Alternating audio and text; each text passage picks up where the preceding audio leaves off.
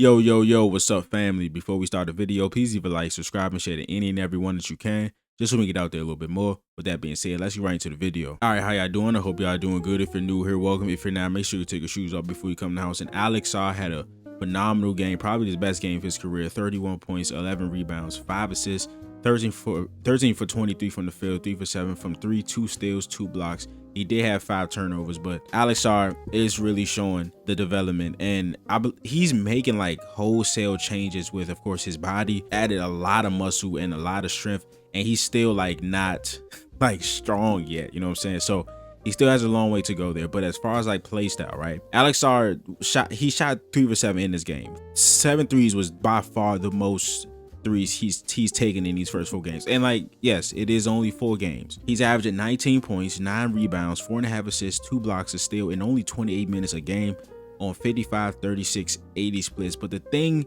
for me is, like, Alex Sarr had one of the worst efficiency seasons for a big of all time, right? He shot 39% from the field, 31% from 3, and 68% from. He is projected to be a guy that can shoot, but he just took way too many threes last year. His 3-point attempt rate is down. He's only averaging 2.8 threes per game in this young season. And again, like I said, the 7 he took tonight heightened that. Like, it was an outlier. He shot like he hadn't shot more than 3 in the first 3 games. And through the first 4 games of this season, he's taken 11 threes. Through the first 4 last season, he shot 21 threes. His average shot distance this year is 9.6. Last year, it was 14.4. So he's getting closer to the basket, using his size more. He's shooting better from 2, shooting better from 3, shooting better from the free throw line. And here gets Joel Embiid, gets his shot blocked, but he stays with it and dunks it. Also, something that's worked really well for Alex Sarr and the Wizards, of course, in this young season, is them running offense through them. They, of course, ran offense through him last year, but his usage rate has gone up about 4% in these first 4 games, but his assist percentage has doubled. Again, he averaged like 2.5 assists last year. He's almost doubled that this season, and they're doing a lot of stuff, getting him touched in the elbow or in that pinch post area where he can make decisions. He can have the ball in that area, and everybody just run actions off of him. They run some pager actions, which is a screener where you set a back screen and you come get a triple handoff from Sarr. They have like flare screens going. They have guys getting ready for handoffs and stuff like that. So it's just a really fun 5-out offense, and Sarr isn't respected as a shooter. So if he's given this much space, he has to pull it and make it. And here, getting the ball on the elbow again, going right at Embiid, a tough shot from Sarr. And it was actually really fun to see him go at Embiid in this game. There were many sequences where they were going back and forth, trading pucks here. Embiid keeps the handoff from with him and Tyrese Maxey, and you can just see the strength difference here, right? So as Embiid goes for this deceleration or this Pinoy step here, you see like his body just literally shielding Alex Sarr. All that length, all that athleticism. Embiid like puts his body on him, and Sarr just cannot get around that. So that's that. He still needs to improve strength. Him and Andre Drummond were given problems with the just amount of sheer size that they have. Here in that pinch post again, he got scored on, but he went right back at Embiid almost every single time. Here with the fadeaway jumper. And in a lot of situations where he's screening off the ball, or he has the ball at the top of the key, or in that pinch post where I was talking about, where guys are like running around him and going off for handoffs and flare actions, the opposing big is probably gonna opt to give him space and help their teammates on like the cutters and all that stuff, because Sarr isn't a proven shooter yet. But what I like here is Corey Kispert, right? Corey Kispert is a real shooter, right? Alex Sarr is trying to set the screen for him. Kelly Oubre top blocks him, I believe. Corey Kispert, Sarr is setting the screen for Corey Kispert to come this way, right? Corey Kispert is a great shooter. Kelly Oubre knows that, so he's not going to let him get to the screen. What Corey Kispert does here is set a Korver screen, of course named after Kyle Korver. Kyle Korver, of course, was another great shooter.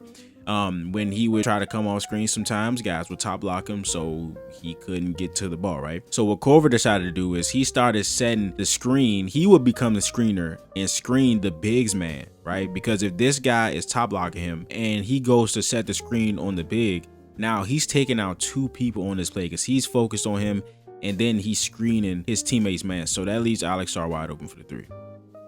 All right, here we got a simple handoff between him and Chris Middleton. Chris Middleton's going to hit him on the roll, and he finishes with the dunk.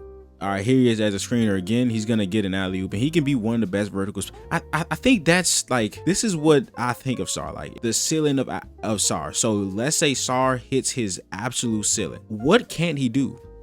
On offense, he'll be able to shoot the ball. He'll be able to pass the ball. He'll be able to screen, and he'll be one of the best vertical spacers because he's athletic and he's long. Then on defense, He's got as somewhat switchable. He's athletic, he's agile, and he was already top 10 in blocks as a rookie last season. So this is what Wizards fans especially get excited about, because on offense, you see a game where he's hitting 3 threes, right? He has 5 assists. He's finishing at the rim. He's doing all those things. So it's like he just had a complete game because he is an all-around player. Like he is an all-around big. He just has to refine all of those skills. All right, so here the Wizards go to stack out entry. Stack out entry is just a type of entry where you can easily get your whoever you want the ball to the wing. So usually when you see stack out entry, it'll be your big stacked on top of whoever's out cutting. So your big will be here, the other guy will be here. They'll just be stacked on top of each other, and your big will be setting a down screen for that guy. He can either out cut to this wing or to this wing, depending on what the play is or how the defender is playing them. So Alex Sarr sets a screen, Keyshawn goes out to the wing, and then they're just gonna get into some simple angle pick and roll. And again, you see how the big is playing, right? Alex Sarr like was semi-open last season, but after the way he shot last season, teams are probably just gonna, especially early on in the season, teams are probably just gonna elect to leave him open instead of giving guys like Keyshawn George, Bub Carrington, Chris Middleton, Trey Johnson, CJ McCollum one-on-one driving lanes after the screen. So they're probably gonna elect to leave Sarr for a little bit, and he took advantage of that in this game. But again, the size, he's still gonna have to add some more like core strength, upper body strength, everything, because he did add a lot of that this season, but it just shows like how behind he was physically as a 5. I was always of the camp of the Wizards adding another big to play alongside Sarr, but he has made significant improvement in his stature over just one offseason. So I'm not worried about him doing that. But Andre Drummond, I lied to you not, Andre Drummond got inside position on him on like damn near 80% of the offensive possessions he was out there. Now, this is one of the greatest rebounders of all time. I know that sounds crazy to say because it's Drummond, but Drummond is literally one of the greatest rebounders of all time. And the sure size with Drummond, he was just controlling the rebounds. There was a lot he didn't, there was like a couple that he didn't get, but he had possession on all of them. All right, so here it looks like the Wizards are going to go to zone. They're going to have Alex Sarr again running things at the top of the key. It looks like they were going to run it for Bub Carrington at first, so it was going to be the screen here by Keyshawn George, and Bub was going to come over and get this handoff. But you see how Tyrese Maxey's playing this. He's playing it like he knows what's coming. So Bub Carrington just turns and he becomes the first screener right here for Keyshawn George. He just gets in the way of Kelly Oubre, so Keyshawn can come and get this handoff with a little bit of space. They end up switching it with Tyrese Maxey. Keyshawn, tough finish over Embiid. All right, we got Sarr in that pinch post area again, showing great patience with the pump fakes and scores on Embiid. All right, so he says the first screen, then he's going to re-screen, but he sees that Quinn Grimes goes under, so he knows that if he just slips right now, he's going to be open. That's what happens. CJ McCollum puts the ball right there, and he's able to get the floater over Trendon Watford. I see on this blob out of bounds play. Blob is just an acronym for baseline out of bounds.